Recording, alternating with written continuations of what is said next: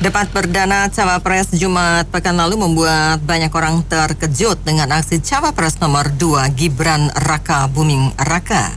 Meski ada juga beberapa pihak yang mengaku sudah memprediksi aksi Cawapres yang banyak disebut Samsul itu.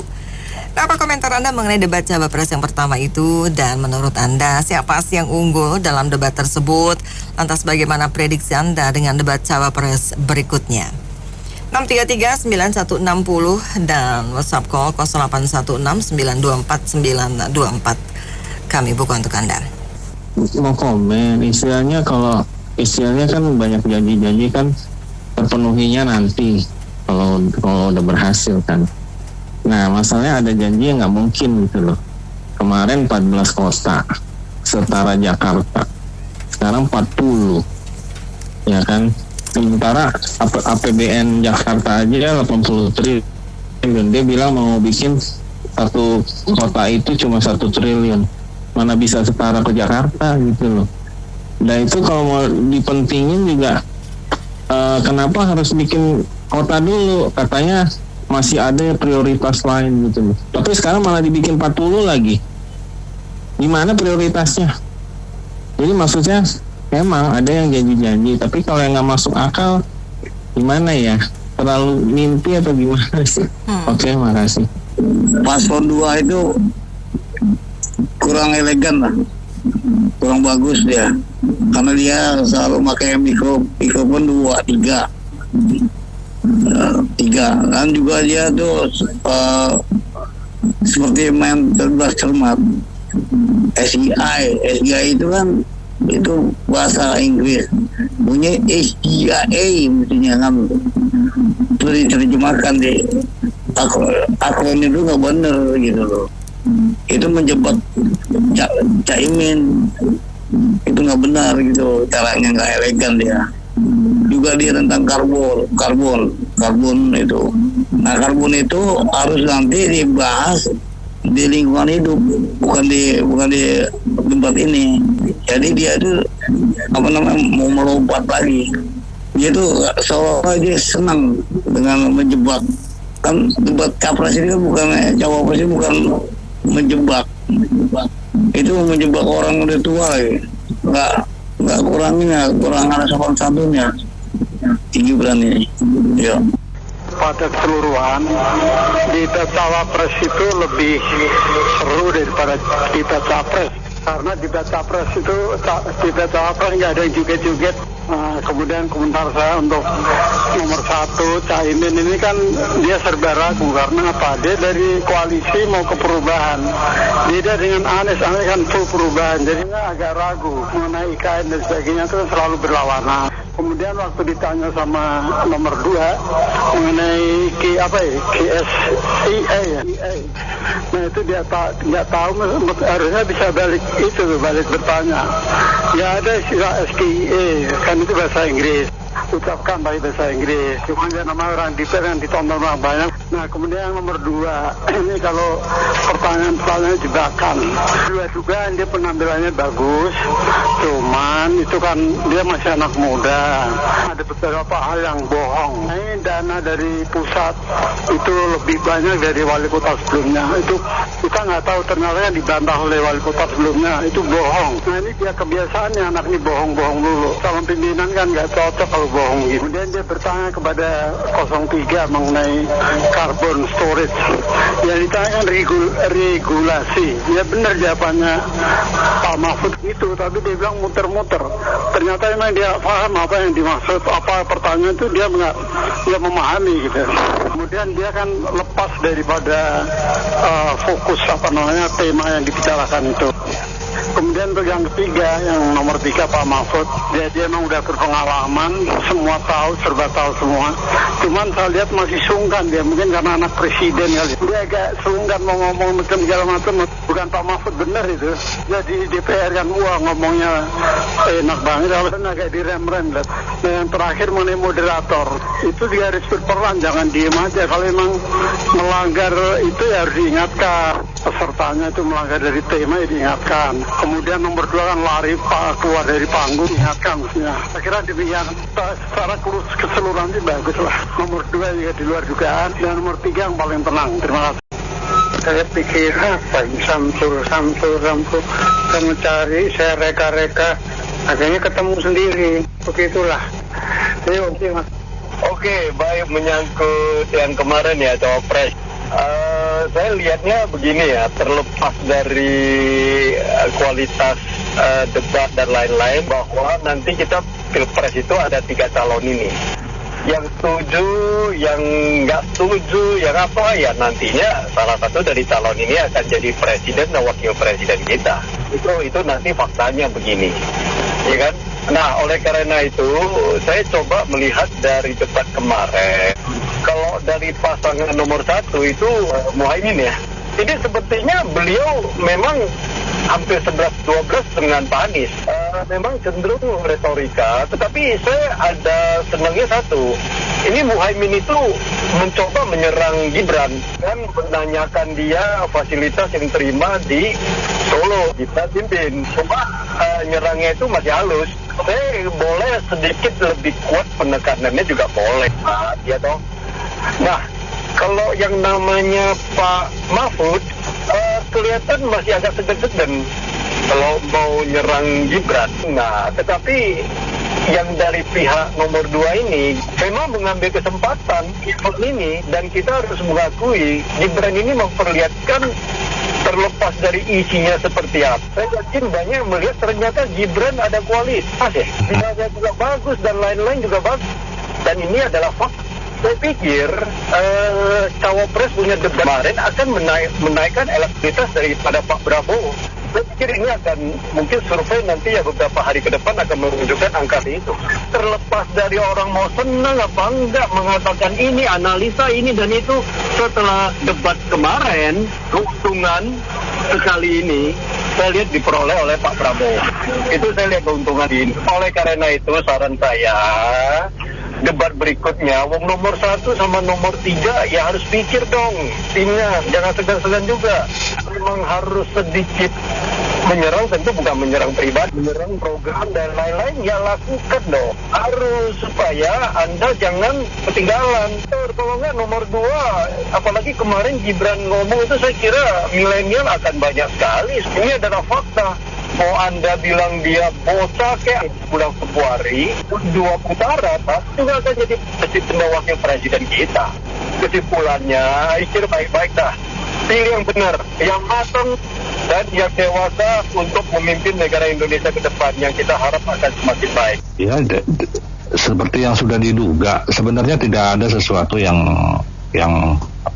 wow gitu loh. Jadi kalau cuma dibilang ada peningkatan dari biasanya, kan Cawapres nomor 2 ini kan, kalau setiap ditanya wartawan atau apa di forum-forum yang tidak resmi kan, kita tahu bagaimana cara beliau menjawabnya. Nah, pada saat debat Cawapres kemarin ini kelihatan bahwa ternyata bisa juga nih ngomong gitu loh. Itu harus kita akui. Tapi ada tapinya nih, substansi masalah yang dia kemukakan ini di dalam debat tersebut ini sebenarnya kurang pas gitu loh. Kayak ada beberapa dipertanyakan itu malah sebenarnya offside. Jadi kayak semacam carbon capture itu kan sebenarnya kan untuk masalah lingkungan hidup, masalahnya untuk di debat yang berikutnya gitu loh, untuk yang kali ini gitu. Tapi itu ditanyakan, tapi ya udahlah. Nah, puncaknya pada saat dia menanyakan soal SGIE itu, seolah-olah menanyakan apa maksudnya SGIE itu, bagaimana cara Indonesia untuk menaikkan peringkat itu. Lah, siapapun juga yang ditanya itu kan istilah yang tidak umum ya. Beda sama kayak kita bilang, lu kok nggak kerja nih, gue lagi WFH nih, atau gue lagi OTW nih ke sana. Ya itu wajar gitu, orang semua everybody knows gitu loh. Itu udah jadi common words gitu loh. Tapi kalau untuk istilah-istilah SGIE begini, itu kan sangat arif. Kalau harusnya tuh sebelum ditanyakan disebutin dulu kepanjangannya, misalnya begini ya Caimin ya, bagaimana kira-kira menurut Pak Caimin kan Ketua Umum PKB ini gini-gini, harusnya tahu paham betul nih gini-gini. Ini yang saya mau tanyakan seputar tentang ekonomi syariah. Sebutin SGIE itu kepanjangannya secara komplit, baru belakangnya disebutkan singkatannya SGIE itu. Mau dalam lafal Indonesia kayak mau lafal Inggris itu sami mawon. Yang penting kepanjangannya masuk dulu, diinfokan dulu. Jadi jangan seolah-olah ini kayak semacam masuk mau jebakan, seolah mau mempermalukan orang nggak ngerti. Jadi ini saya mirip seperti kayak dulu Jokowi 2014-19 tanyain soal TPID ke Prabowo atau menanyakan masalah unicorn. Jadi inget banget kok nih, buah tidak jatuh dari pohon, ya betul juga nih. Ya udahlah, Samsul. Menurut pendapat saya sebetulnya harusnya ada aturan dari KPU para masing-masing ini cawapres atau capres pada saat mau bertanya dilarang memakai singkatan karena menjadi salah persepsi. Nanti misalnya debat selanjutnya Pak Mahfud atau Pak Caimin ngasih singkatan juga ke Gibran, dibales, kan nggak lucu. Nanti dia juga nggak bisa jawab karena nggak ngerti singkatan apa, yang tahu cuma mereka. Jadi ini jadi kayak semacam kayak jadi ajang cerdas-cermat gitu. Jadi esensinya, ininya sih nggak penting banget kali mesti nyingkat-nyingkat. Tadi kok dibalut gitu gimana, Pak Mahfud ngasih tanya Gibran soal singkatan yang Pak Mahfud sendiri yang tahu karena soal hukum misalnya, atau Caimin masalah apa yang dia yang tahu. Tapi kan nggak enak jadi kayak balas-balasan gitu. Jadi kena lo gitu kan, kemarin dia dikenain, sekarang wah awas nih ntar nanti debat selanjutnya berbalas lo, kan jadi gitu dalam hati. Kan nggak lucu aja, ngapain sih mesti kayak cerdas cermat gitu pakai singkatan nggak penting kali. Yang penting esensinya mau nanya apa gitu. Kalau udah ditanya secara jelas nggak bisa jawab ya emang berarti nggak ngerti. Tapi kalau tanya singkatan terus nggak ngerti itu kan konyol banget gitu. Buat saya nggak penting kali gitu. Iya betul, setuju saya dengan itu barusan itu. Jadi substansinya yang paling penting itu.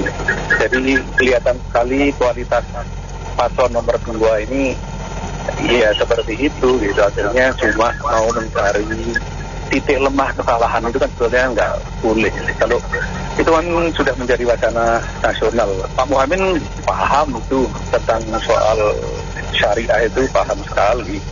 Dan beliau bisa menjelaskan dengan baik. Cuma memang pertanyaannya itu harus jelas gitu. Tadi dikatakan bahwa itu berbahasa Inggris tapi diucapkan bahasa Indonesia itu juga kurang tepat. Jadi intinya janganlah menggunakan cara-cara seperti itu hanya untuk menunjukkan orang lain lemah, itu tidak fair menurut saya. Terima kasih. Sangat disayangkan ya, banyak yang sengaja membelokkan atas pertanyaan Gibran. Yang ditanyakan yang maksud Gibran itu bukan tanya singkatannya. Bahkan si Anies sendiri suruh cari di Google kalau mau cari singkatan.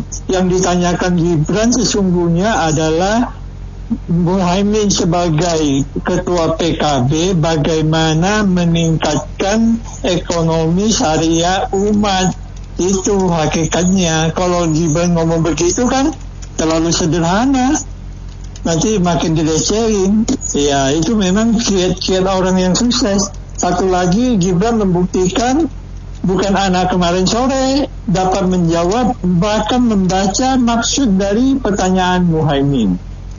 Kalau dia nggak hati-hati akan memamerkan kehebatannya di kota Solo, padahal maksud Muhaimin itu siap-siap menjatuhkan dia. Untung aja Gibran itu hebat, bisa ngerti dan maksud pada Muhaimin.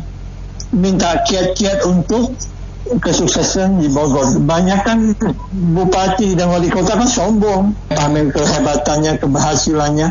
Tapi Gibran bisa ngerti apa yang tujuan dari Muhaimin. Itu kehebatan anak muda.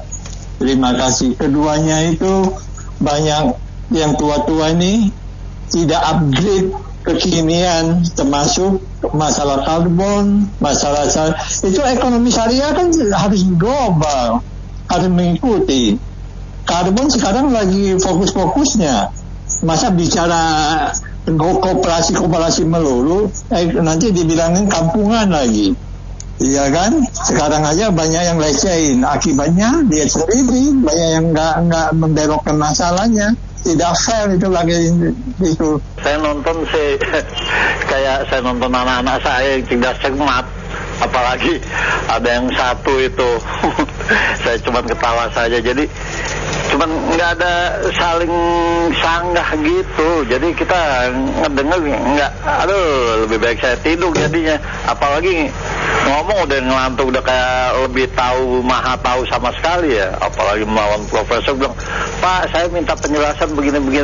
Cuman mudah penjelasan begini. Itulah makanya saya bilang mereka sama profesor berbicaranya saja kayak begitu. Jadi kita nggak bisa nyalain lah. Jadi kembali lagi, tidak mengerti tapi merasa lebih tahu, lebih menguasai. Kita tonton saja selanjutnya nanti. Kalau enak kita lanjutkan nontonnya, kalau tidak ya tidur lagi. Saya begitu. Kemarin saya nggak sampai habis, sampai minta penjelasannya Pak Mahfud itu, dibilang Pak Mahfud harus menjelaskan begini. Cuman sedikit aja Pak, Bapak belum menjelaskannya. Namanya hukum itu tidak pada hari itu langsung dikasih begini. Betul Pak Mahfud. Ini jadi kayak udah melebihi dari profesor meminta keterangannya. Jadi lebih baik kita tidur saja. Kalau nikmat enak nontonnya, kita lanjutkan nontonnya. Kita lihat nanti lagi gelombang keduanya ini siapa yang paling wah. Tinggal lagi tanggal 14 Februari biar rakyat yang menentukan.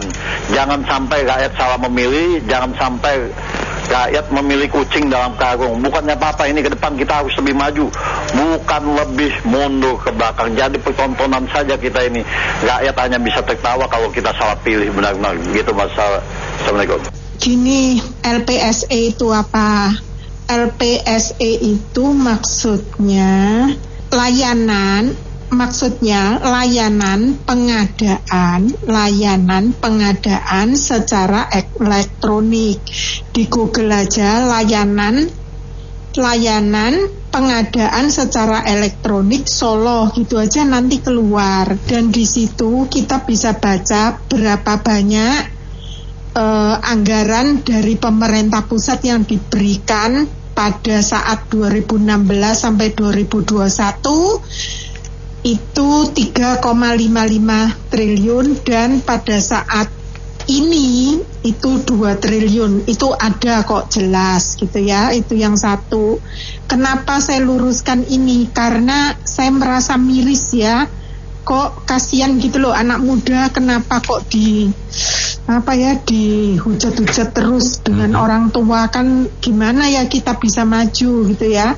Terus yang kedua ya, carbon storage itu, capture storage itu sebenarnya kita ini yang nomor 6 ya. Jadi kita adalah negara ke-6 setelah Amerika, Kanada, Saudi Arabia, China yang keempat, lalu Australia yang kelima, terus kita yang keenam. Seharusnya kita bangga ya, jangan menyalahkan. Kalau Pak Mahfud nggak tahu, masalahnya adalah kita ini kalau birokrat kita kan biasanya paling males update ya. Makanya saya lebih setuju kalau mendukung anak muda. Kenapa? Karena kita tuh harus maju, karena kita tuh harus cepat gitu loh ya, nggak seperti yang lalu-lalu gitu ya. Terus ditambah lagi seperti hilirisasi dari dosen sampai elit itu memaki-maki. Padahal yang sebenarnya kalau kita mencerna aja 2 kalimat itu, kita itu udah bisa tahu kok apa yang dimaksud dengan oleh Gibran. Itu tuh sebenarnya udah bisa tahu gitu ya. Jadi sebenarnya kita itu jangan maksudnya menenggelamkan anak-anak muda kita, karena anak muda kita ini banyak loh. Nanti terus jadinya apa kalau mereka tidak diberi kesempatan untuk memajukan negara. Makasih. Jadi gini, kalau saya menilai bahwa kecerdasan seseorang itu kan tidak harus dilihat dari umur, usia. Kalau memang anak itu cerdas, punya karakter, ya umur 30 lebih seumur Gibran juga udah matang. Saya pikir gak ada salahnya memberikan anak muda itu maju untuk memimpin bangsa. Kecuali anak itu memang nggak ada kemampuan gitu. Kalau anak mau why not gitu. Jangan menciptakan stigma-stigma buruk di masyarakat tentang anak mau kencur lah segala macam lah, itu nggak penting, itu nggak maju. Ada juga negara yang perdana menterinya itu masih muda udah jadi PM kok, nggak jadi masalah kok. Saya pikir begitu ya. Punya kompeten, punya kemampuan. Orang tua udah berumur cukup, kalau nggak punya kemampuan, nggak tegas. Bukannya selama ini kita punya wakil presiden orang-orang tua semua dan nggak ada gunanya juga tuh, saya lihat wakil presiden yang ada prestasinya. Demikian, makasih. Dari 3 cawapres tuh boleh aja sih ngomong apa aja lah. Ngomongnya kan pada banyak gulanya tuh ya, manis-manis semua. Cuma belajar dari pengalaman itu memang harus bawa notaris tuh ya. Setiap kali mereka ngomong catat, kalau sampai nggak dilaksanakan, kalau terpilih tuh apa sanksinya. Nah itu yang penting kan, begitu kan. Soalnya kalau dipertontonkan yang pintar ngomong, yang ngomongnya lancar, itu kan istilahnya penilaiannya itu kan juga salah ya. Kalau masyarakat menilai yang pintar ngomong, yang paling kayaknya menang-menangan gitu, percuma. Karena hasil akhirnya kan pelaksanaan pasca dia terpilih kan. Nah yang penting adalah dicatat. Kalau sampai apa yang diomongin sampai meleset tuh apa sanksinya. Jangan kayaknya kemarin tuh Gubernur Anies ya kan, ngomong seenaknya aja tapi nggak ada sanksinya, habis itu malah mau jadi presiden. Gimana tuh? Kebetulan masyarakat kita kan juga pelupa juga, terus suka mengampuni segala macam. Dia dablas kayak gini, jadi percuma lah ya. Debat-debat cuma mempertontonkan menang-menangan tapi nggak ada hasilnya, jadi nggak belajar dari yang kesalahan di masa lalu. Makasih. Wah, ini saya dengerin topik ini ya bagus. Pokoknya yang penting kita ini dalam satu rangka keberagaman, demokrasi yang sehat, namanya memberi pendapat untuk saling mendukung itu kita dukung dengan cara yang sehat dan dalam rangka demokrasi. Jangan menyinyir, menjelekkan satu pihak lain. Nah yang penting kalau menurut saya masing-masing calon wapres kita itu ada keunggulan masing-masing ya. Ditanya siapa yang paling unggul, ya paling unggul kan menurut saya yang paling unggul ya rekam jejak, pengalaman di pemerintahan maupun pengalaman di demokrasi maupun organisasi dan lain-lain ya saat ini ya masih Pak Mahfud ya. Kalau melihat dari perdebatan yang kemarin itu masing-masing cawapres itu memberi pertanyaan itu ke lawannya itu, yaitu ya pertanyaan yang ya biasalah semua orang juga akan memberikan pertanyaan yang bukan pada bidang orang tersebut. Ya banyak sekali saya lihat tuh contohnya dari pihak Pak Muhaimin itu memberikan pertanyaan itu menyerang itu kepada Mas Gibran ataupun Pak Mahfud itu pertanyaan yang bukan pada bidangnya mereka. Ya contoh yang kemarin yang itu Mas Gibran itu menyerang Pak Mahfud itu pertanyaan masalah karbon itu memang bukan bidangnya Pak Mahfud. Kalau sosial hukum budaya itu ya saya rasa pasti akan dijawab dengan Pak Mahfud dengan terang menderang. Itu aja, terima kasih. Ya saya pikir tentu hak dari Pak Gibran serta dengan tim suksesnya untuk bersikap bagaimanapun ya, maksudnya skenario yang kuat, meskipun memang dengan singkatan-singkatan sego goreng iwak dok itu ya memang menjadi blunder, karena memang untuk menjadi smart itu nggak bisa overnight. Meskipun kita mengikuti ministerial kelas ya, misalnya seseorang itu duduk terus diajarin pagi sampai malam oleh menteri, oleh dirjen, oleh rektor-rektor, itu tidak membuat perkembangan otak kita menjadi cepat. Yang ada mungkin jadi burnout, karena untuk menjadi bijaksana atau menjadi pintar apalagi otentik itu membutuhkan ingredient lain, yaitu waktu. Nah oleh karena itu mudah-mudahan nanti di debat-debat berikutnya tim-tim sukses yang lain itu apa-apa pakai singkatan, tapi dijelaskan singkatan itu kepanjangannya apa dan maknanya apa, sehingga jawabannya akan lebih substansi. Jadi jangan pakai, kalau sekarang itu orang bilang di tempat-tempat kantor itu dikmendikbud Sudet banget, banyak banget itu kantor-kantornya gitu. LKCPT 43 CPLA itu kan repot kalau hanya kepada tingkatannya yang ditanya. Karena kalau Pak Mahfud menanyakan ada gium hukum kepada Pak Gibran, ya juga bisa meler juga gitu. Bagaimana banyaknya ada gium hukum yang sangat relevan sama kehidupan Indonesia. Tapi kan yang penting bukan ada gium dalam bahasa Latin, tapi bagaimana substansi dari pertanyaan itu sendiri. Nah, oleh karena itu buat Pak Gibran belajar lagi aja. Kamu tidak bisa pinter overnight. Tatapan mata, perutan pipi dahimu juga menunjukkan kamu belum, mungkin menurut saya ya, belum sekitar Pak Mahfud atau Pak Muhaimin. Jadi carilah kelebihan kekuatan otentik yang dimiliki oleh Pak Gibran, dan itu yang dieksploitasi. Memang strength point-nya beliau, jadi jangan justru weak point-nya coba didandani. Kan tetap kelihatan Mbak, orang yang pintar sama yang pintar-pintar. Jadi artificial intelligence, kepintaran buatan sama kepintaran yang dibuat-buat itu ya tetap berbeda. Jadi anak semester 1 yang coba-coba bicara kayak guru besar profesor itu kan kelihatan juga kan kelasnya.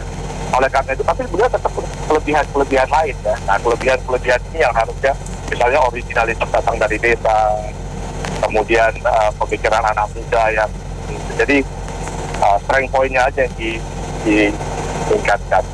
Kemudian juga mengenai pajak yang ada disinggung bahwa kenaikan pajak, nah ini jangan sampai eranya Sri Mulyani ini berlanjut terus, pajak dinaikin terus, rakyat menengah bawah ini sudah mau mati di lapangan, harga-harga udah nggak terjangkau, terutama beras, terigu dan telur. Jadi di debat capres berikutnya coba deh dibahas juga kebutuhan bahan-bahan pokok ini.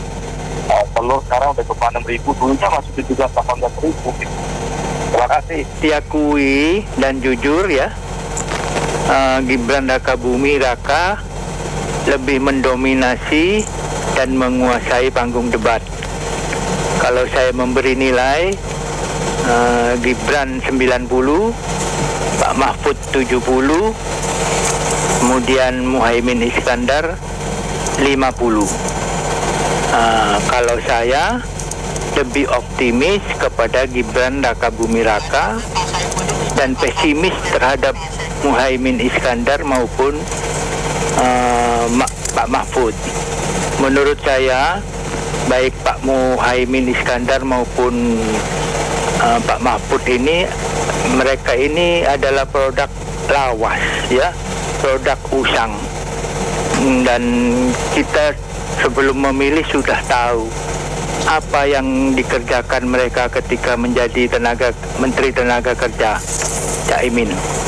Kemudian apa yang dikerjakan oleh Pak Mahfud selama 5 tahun kemarin ketika menjadi Menko Polhukam. Tidak ada gebrakan ya. Semuanya biasa-biasa, bahkan hukum kita menurun di bawah kepemimpinan Pak Mahfud. Caimin juga tidak ada gebrakan. Saya lebih optimis kepada Gibran. Siapa yang mengira Pak Jokowi mampu membangun MRT? Siapa yang mengira Pak Jokowi bisa membangun LRT? Siapa yang mengira Pak Jokowi yang membangun terowongan yang menghubungkan Masjid Istiqlal dan Gereja Katedral?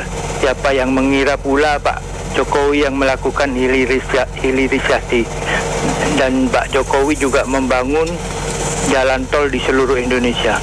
Dan gebrakan-gebrakan seperti Pak Jokowi inilah nanti yang akan dilakukan juga oleh Gibran. Gibran punya kemampuan yang luar biasa dalam kreativitas, ya, juga punya kemampuan yang luar biasa dalam melakukan inovasi-inovasi. Kemudian Gibran ini juga melek digital sampai ke teknologi yang terbaru. Gibran ini tahu semua, dan Gibran juga memiliki kecepatan yang luar biasa. Dan Gibran ini sesuatu yang dibutuhkan, orang yang dibutuhkan negara kita saat ini. Kalau kita memilih yang tidak melek teknologi digital seperti Muhaimin Iskandar, Pak Mahfud, ya ketinggalan negara kita. Yang harus kita pilih yang mengerti betul tentang teknologi digital. Di saat teknologi digital sedang berkembang pesat seperti sekarang ini, kalau kita memilih yang biasa-biasa, tidak ada gebrakan seperti Muhaimin dan Pak Mahfud, ya negara kita akan tertinggal jauh dari negara-negara lain. Jadi harus kita lihatlah siapa yang melek teknologi digital dari ketiga cawapres ini. Komentar mengenai debat cawapres yang kemarin itu memang lebih seru daripada debat capres, lebih serius lah. Kalau yang debat capres kan ada yang jugitan, ada yang teriak-teriak hampir emosi. Kalau kemarin itu yang emosi cuma yang di tengah aja tuh, yang Gibran yang disanjung-sanjung yang Bapak tadi, itu anak muda ya malum tapi lah. Dan sebagai ukuran untuk anak muda ya cukup bagus, dia ikut debat dengan profesor, dengan Pak Imin, bisa mengimbangi. Nah kalau menurut saya dalam penampilan paling bagus adalah Pak Mahfud MD. Kalau dalam ngomongnya mungkin Gibran itu karena banyak bohongnya kan. Nah dia kata bangun Solo itu uangnya lebih besar sebelumnya, ternyata kan enggak. Kemudian ada beberapa pertanyaan yang menyimpang dari topik-topik itu. Tapi kita maklumilah namanya anak muda, umurnya aja belum cukup, sedangkan itu kan dipaksa-paksakan supaya cukup. Dan ingat, Gibran bukan Jokowi, Prabowo bukan Jokowi. Penerus Jokowi yang paling pantas adalah Ganjar Pranowo. Terima kasih, kita tunggu debat capres selanjutnya. Nggak ada yang perhatikan suatu pertanyaan. Yang saya perhatikan ada suatu pertanyaan yang sangat hebat dari Muhaimin, tapi dapat ditangkis dengan Gibran dengan baik. Di mana pertanyaannya itu jebakan dari Muhaimin, yaitu minta tip Gibran kepada bupati dan wali kota atas kesuksesnya. Namun Gibran sangat hebat. Tidak seperti anak bawang, enggak anak kemarin sore. Dia bisa mengerti apa maksud dari Muhaimin, sehingga pertanyaan Muhaimin yang sangat menjebak itu dapat dijawab dengan bahwa dia bukannya anak emas saja. Itu yang pertanyaan yang sangat saya perhatikan itu. Kami nggak ada yang perhatikan benar. Masalah bisa jawab nggak jawab sih relatif lah. Memang sih kayaknya nggak menguasai syariah sendiri aja. Pemimpin PKB masalah syariah masa nggak tahu, kan aneh kan. Sedangkan Pak Mahfud sih memang ketinggalan, kurang upgrade tentang teknologi. Itu malu-maluin aja. Yang mana yang benar kita katakan benar, yang enggak. Untuk debat pertama sih oke lah ya. Cuma memang kematangan dari seseorang itu dilihat dari cara jawabnya. Untuk ini saya lihat Gibran kurang matang ya, gitu aja sih. Memang banyak teori-teori yang dia lontarkan, tapi kematangannya kurang sekali gitu untuk jadi seorang wakil presiden, gitu aja. Menurut saya nih kalau debat yang unggul cawapres kemarin, ya kemungkinan pihak oposisi nih kelompoknya Pak Ganjar dan Pak Mahfud MD dan juga Bapak Muhaimin Iskandar. Cuma memang ini debat hanya berkisar normatif atau hal yang umum-umum, tidak mendetail yang khusus. Bahkan ada bermain singkatan-singkatan yang membuat lawannya jadi tidak mengerti. Yang seperti itu, hanya seputar itu saja. Dan ini memang kalau nanti terpilih salah satu pasangnya, belum tentu nih teori-teori ini bisa dipraktekkan semua yang dijanjikan di dalam debat ini atau ide-ide gagasannya yang menjawab pertanyaan. Antara teori dan praktek belum tentu sama sih. Jauh beda dengan presiden saat ini atau yang sebelum-sebelumnya, kemungkinan seperti itu. Terima kasih Assalamualaikum. Terima kasih banyak karena mitra bisnis yang sudah beropini untuk Businessman Opinion. Saya Nina Amelia.